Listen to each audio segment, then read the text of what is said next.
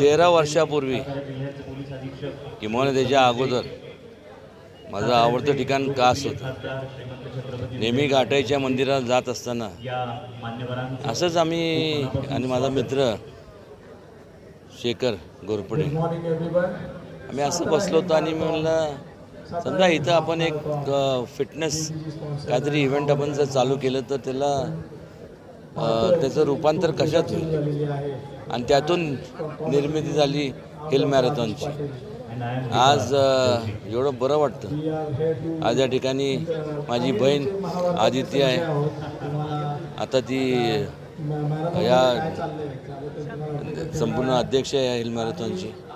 पण खूप ठिकाणून एवढ्या मोठ्या प्रमाणावरती म्हणजे देशभरातून तर आहेच रिस्पॉन्स, पण परदेशातनं पण अनेक लोक जे इथं येतात याचा संपूर्ण हिल मॅरेथॉनमध्ये सहभागी होतात.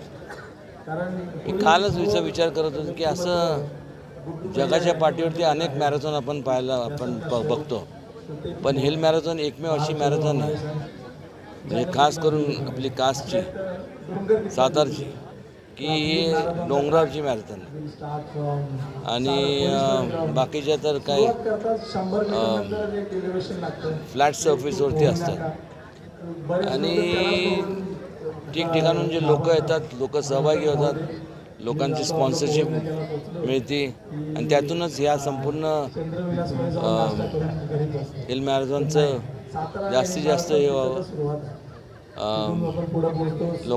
लोकांचं करिअर जेव्हा आपण परस्यू करतो किंवा एखादं आपण आयुष्यात एम बघतो त्यावेळेस आपली प्रकृती चांगली असली तरच तो आपला आयुष्यातला आपण एम हासिल करू शकतो.